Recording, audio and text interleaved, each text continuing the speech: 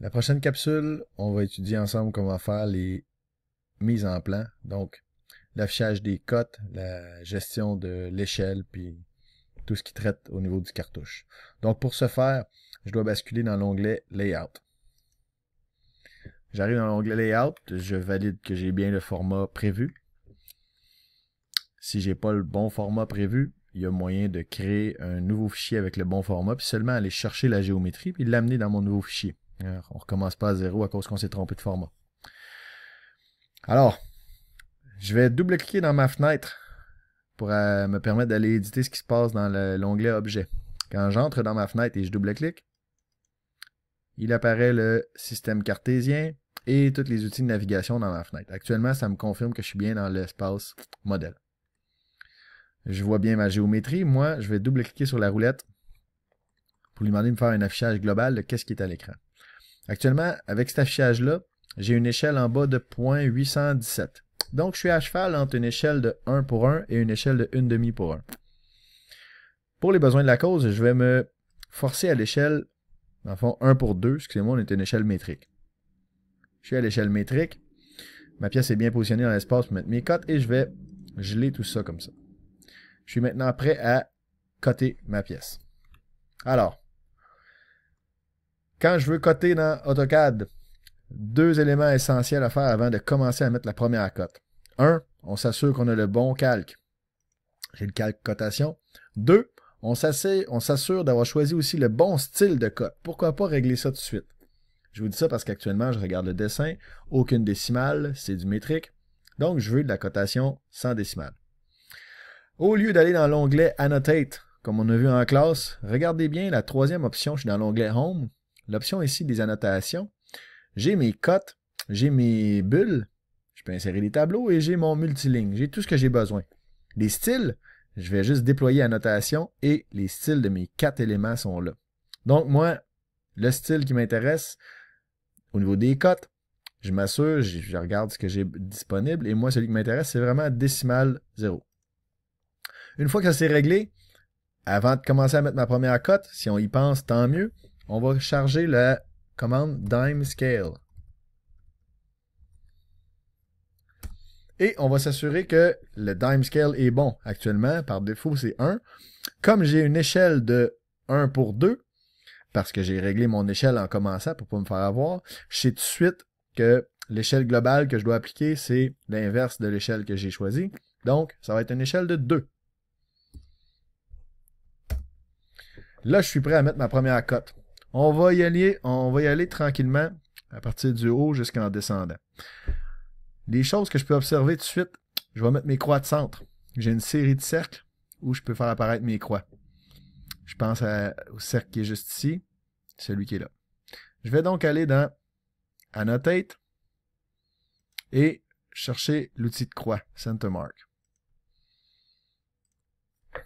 Spacebar me ramène ma dernière commande. Et normalement, comme vous avez vu, cette pièce-là aussi figurait. Et ce que je vais faire, je vais juste en faire une d'un côté, je ferai un miroir après, mais ça, c'est pas bon ce que je vois là. La ligne d'axe ne peut pas embarquer sur une ligne de contour, mais essayer d'éviter ça. Fait que moi, ce que je vais faire, même pour les besoins de la cause, je vais les supprimer, je vais faire exactement comme c'est affiché de l'autre bord. Donc, je vais juste avoir une croix tout seul. Pourquoi pas faire un miroir tout de suite de ça? On va utiliser la commande miroir et on va accepter le miroir de cette façon-là.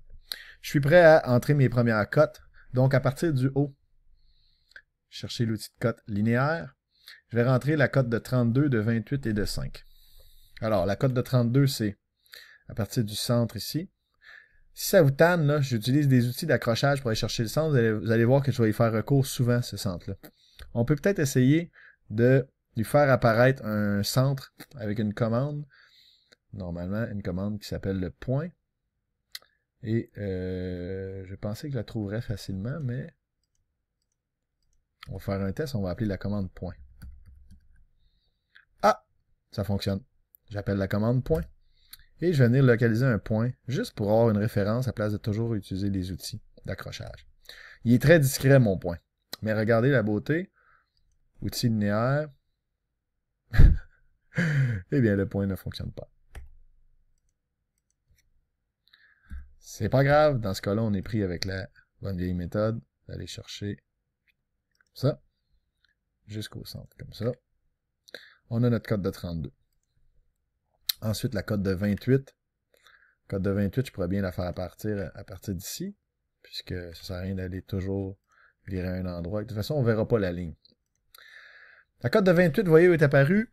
Ça, c'est pas acceptable. On est capable de faire mieux dans AutoCAD. Je sélectionne ma cote une première fois. J'amène mon curseur sur le 28 et je vais faire déplacer le texte seulement. Et là, je peux amener mon texte dans le milieu, comme c'est présenté. Prochaine cote, la cote de 5. Je ne vais pas chercher le bas de ma rainure parce que je dois avoir une différence entre la ligne d'attache et la ligne de contour. Je vais donc prendre le point du haut. Maintenant, il apparaît un espace entre mes deux lignes, c'est bien distinct. Je vais prendre mon 5 et je vais lui aussi le déplacer légèrement.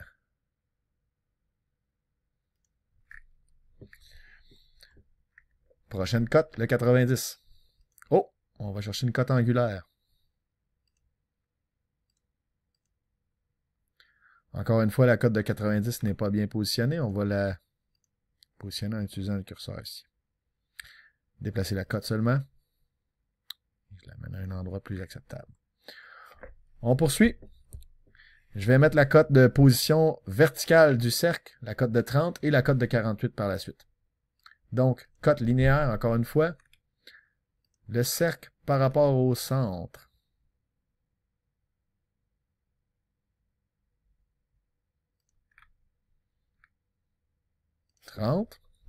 La cote de 48 par rapport à mon point cadran de mon cercle. J'ai pas pris la bonne information. On va recommencer.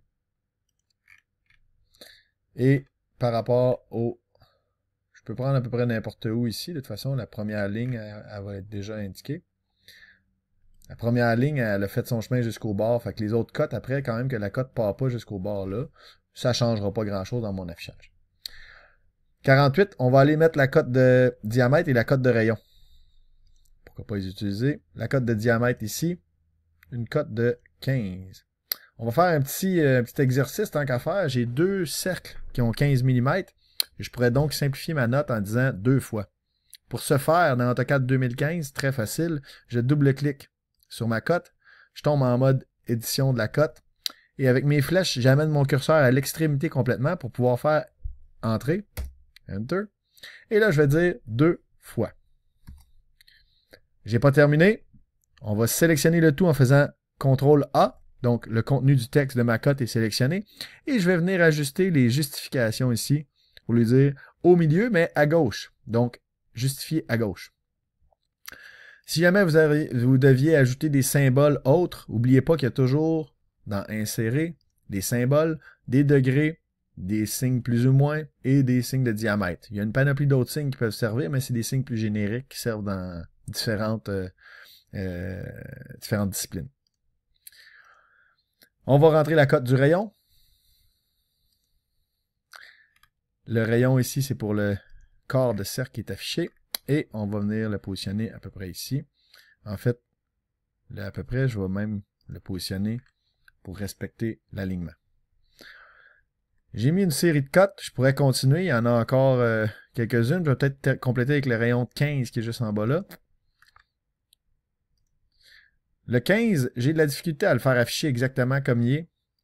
Moi, je vais me contenter de l'affichage qui est là. J'ai essayé de faire sortir de l'autre bord. Il y a des configurations à faire au niveau de la cote, mais pour s'en sortir, je trouve que ça, c'est acceptable. Je trouve ça convenable. Donc, j'aurais terminé de positionner mes cotes. Supposons que je me dis que j'ai fait le tour. Je serais donc prêt à accepter mon dessin. La seule chose qui me dérange, c'est que je ne veux pas remettre cette partie-là dans mon dessin. Je vais la faire sauter.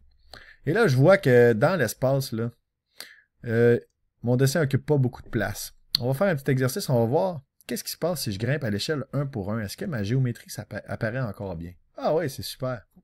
Mais qu'est-ce qui dérange ici? L'échelle des cotes.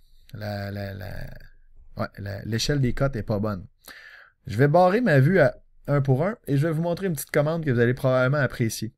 Quand je suis dans mon espace objet, je peux sélectionner une cote typique, faire bouton de droite sur la cote et dire sélectionner similaires ou sélection similaire. Toutes les autres cotes rayons tombent sélectionnées. Degré, je sais qu'il y en a juste une. Les cotes linéaires, il y en a beaucoup. Bouton de droite dessus, sélectionner les similaires. Finalement, il me reste juste une cote ici à sélectionner. Et toutes les cotes ont été sélectionnées d'un coup. Je peux ensuite de ça rentrer la commande propriété. Ma barre Properties apparaît. Je vous rappelle que cette barre-là, vous pouvez la mettre à peu près n'importe où. Ce que j'aime bien, moi, c'est la prendre et venir la docker à gauche. Donc là, elle est restreinte ici.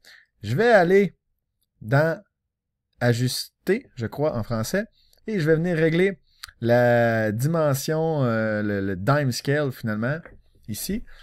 Je suis rendu à une échelle 1 pour 1, donc je vais forcer la valeur de 1. Par magie, mes cotes sont tous bien positionnés. Supposons que mon dessin est acceptable, je suis prêt à faire ma mise en plan. Je vois ici qu'il y a une croix qui est apparue qui me dérange un peu au niveau du rayon. Si je veux la faire sauter, cette croix-là, parce qu'elle n'a pas raison d'être aussi grosse et aussi... elle prend beaucoup de place, je peux aller, moi, dans mes Annotate, je peux aller éditer ce qui se passe dans Décimal 0. Donc, je vais aller dans Déployer Décimal 0, aller dans mes styles. Et au niveau de ma cote Décimal 0, on va aller modifier un petit paramètre. Je vais lui dire, au niveau du Symbols and Arrow, je vais dire la marque de centre, fais-moi donc juste une marque. Tiens-toi-en à ça. Au lieu de me mettre les lignes qui apparaissent, vous voyez les lignes ici. Et si j'accepte ça, c'est un peu mieux, mais il reste encore d'autres cotes qui prennent beaucoup de place. Bon, ce morceau de démo-là ne fonctionne pas. Décidément, il y a beaucoup de paramètres à contrôler. Dernière étape qui me reste à faire, je vais remplir toute mon cartouche et je vais être prêt à lancer mon impression. Donc, je vais faire ça dans une autre capsule.